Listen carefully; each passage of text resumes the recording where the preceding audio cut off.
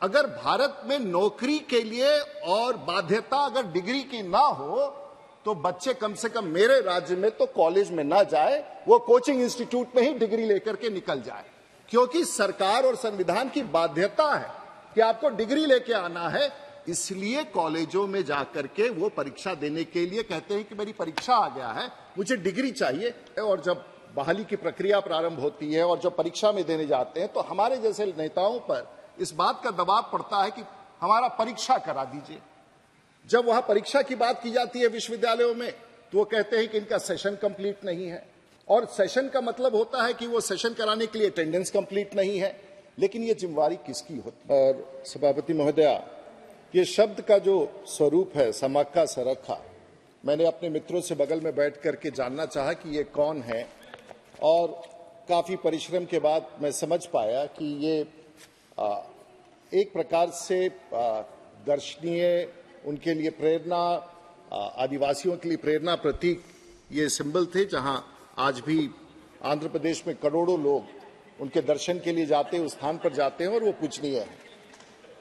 और सरकार ने 2014 के रीऑर्गेनाइजेशन एक्ट के तहत ये विधेयक लाया है, जिसमें एक केंद्रीय विश्वविद्यालय जो ट्राइबल विश्वविद्यालय के रूप से जाना जाएगा। जहां तक मैं समझता हूं, और ये स्पष्ट है कि कोई भी विश्वविद्यालय भारत में किसी एक समाज और एक के लिए नहीं, लेकिन क्योंकि ये एस्पिरेशनल है और मुझे लगता है कि सुप्रिया जी इसी विषय को रखने का तरीका अलग से बता रही थी, bye saying that it's a tribal university is basically to put it at that's an aspirational university. It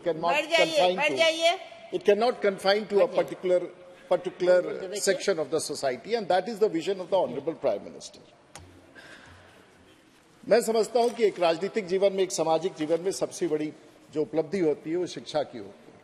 हम सब यहाँ बैठते हैं, जिस तरह से सदन में आते हैं, सबसे पहले संस्कार घर में मिलता है, उसके बाद स्कूल में मिलता है, विद्यालय में मिलता है, विश्वविद्यालय में मिलता है, और उसके बाद अपने जीवन में अपने संगत के साथ मिलता है। और हम अपने प्रारंभिक जीवन का लगभग 15 वर्ष से 18 वर्ष शिक्षा में व्यतीत करते हैं, और शायद वहीं से शुरुआत होती है हमारे जीवन की शुरुआत। हमारे जैसे लोग सदन के भीतर आते हैं, कागज पलट के पढ़ते हैं, आपसे संवाद कायम करते हैं, मित्रों से बात करते हैं, भाषण देते हैं, और इसकी ताकत मूलतः उसी शिक्षा से है जिसकी चर्चा हम लोग बार बार कहते हैं। मैं तो वैसे इसलिए संदर्भित हूं कि मैं सदन को बहुत नहीं पता होगा कि मेरे पास 4 प्रोफेशन हैं। मैं पेशे से पिछले 30 साल से राजनीति में हूं, विधायक हूं, सांसद रहा हूं, और यूनिवर्सिटी में प्रोफेसर भी हूं। ये बहुत कम लोगों को पता होगा, और अभी ये बहुत कम लोगों को।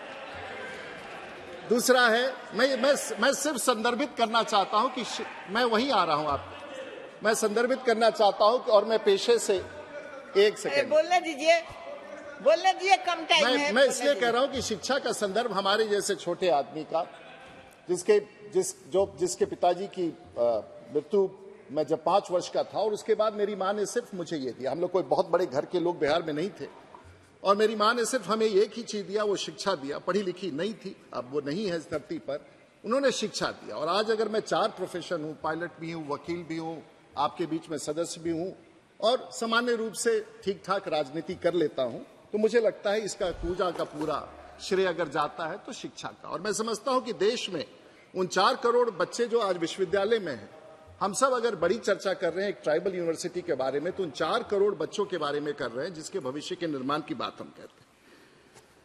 हमारे जैसे लोग बहुत छोटे हैं इस विषय में, लेकिन अगर दूरदर्शिता, दृष्टि, बिहार में नालंदा विश्वविद्यालय हजारों वर्ष पुराना, विक्रमशिला जो माननीय निशिकांत जी पूर्व राष्ट्रपति के साथ हमें वहां लेके गए थे, ये सब स्थान है कि दुनिया में हर कुछ अलग है। हर चीज जो यहाँ पर अंकित है, जो दिखता है, वो सब शिक्षा से जुड़ा हुआ है, चाहे उसका स्वरूप जो भी हो। लेकिन हमारे लिए कुछ विषयों की चिंता ये है, आज केंद्रीय विश्वविद्यालय देश में 56, अब ये शायद 57वां विश्वविद्यालय की स्थापना होगी, और समय समय पर सरकार ने केंद्रीय विश्वविद्यालय की स्थापना की। लेकिन आखिर में राज्यों को छोड़ करके, ये तो शिक्षा तो स्टेट का सब्जेक्ट है, तो केंद्रीय विश्वविद्यालय की जरूरत क्यों पड़ती है? और मैं उसका संदर्भ सीधे बिहार की तरफ लेके जाऊंगा, जहां से महोदय आप भी आती हैं। और जब भी अब मैं पिछले कई वर्षों से जो अपने विश्वविद्यालय में और अपने स्थानों पर जाता हूं, हालांकि बिहार में मेरी शिक्षा स्कूल तक हुई, फिर मैं पंजाब विश्वविद्यालय में था जो एक प्रकार से सेंट्रल यूनिवर्सिटी है चंडीगढ़ में, उसके पश्चात छात्र राजनीति करने का धरोहर भी वहीं बना, शिक्षा के माध्यम से ही राजनीति का धरोहर बना, और मैं समझता हूं कि ये बहुत बड़ी उपलब्धि होती है बड़ी शिक्षा के तहत। लेकिन अगर बिहार की तरफ मैं लौट के जाता हूं तो थोड़ी सी मेरी चिंता होती है। और आज अगर बिहार में कई सारे विश्वविद्यालय हैं, लगभग 34-35 विश्वविद्यालय, मैं इसलिए एक संदर्भ के रूप में आपको बताना चाहूंगा महोदया कि जहां लगभग 4 लाख विद्यार्थी हैं और किसी भी विद्यार्थी का सेशन 4 साल से 5 साल से कम विलंबित रूप से नहीं चल रहा है। और जब सेशन आता है और जब बहाली की प्रक्रिया प्रारंभ होती है और जब परीक्षा में देने जाते हैं तो हमारे जैसे नेताओं पर इस बात का दबाव पड़ता है कि हमारा परीक्षा करा दीजिए। जब वहां परीक्षा की बात की जाती है विश्वविद्यालयों में तो वो कहते हैं कि इनका सेशन कंप्लीट नहीं है, और सेशन का मतलब होता है कि वो सेशन कराने के लिए अटेंडेंस कंप्लीट नहीं है। लेकिन ये जिम्मेवारी किसकी होती है? कॉलेजेस में आप कहीं चले जाओ और वहीं आज आप बिहार का हो या कोटा का हो या देश के किसी कोने में चले जाए, आपको सभी कोचिंग इंस्टीट्यूट्स खचाखच भरे रहते हैं। और उसका परिणाम है कि आज बच्चे अगर भारत में नौकरी के लिए और बाध्यता अगर डिग्री की ना हो तो बच्चे कम से कम मेरे राज्य में तो कॉलेज में ना जाए, वो कोचिंग इंस्टीट्यूट में ही डिग्री लेकर के निकल जाए, क्योंकि सरकार और संविधान की बाध्यता है कि आपको डिग्री लेके आना है। इसलिए कॉलेजों में जाकर के वो परीक्षा देने के लिए कहते हैं कि मेरी परीक्षा आ गया है, मुझे डिग्री चाहिए। आखिर ये व्यवस्था में कहीं ना कहीं कमी। अगर मैं थोड़ा सा कह रहा हूं बिहार के बारे में तो हो सकता है कि देश के अन्य कोनों में भी इस प्रकार की समस्या होगी, मैं ये नहीं कह रहा हूं कि नहीं होगी। और जब कोचिंग क्लासेस के माध्यम से बच्चे परीक्षा में तैयारी करके और यूपीएससी तक जाते हैं तो आखिर डिग्री की महिमा क्या रह जाएगी?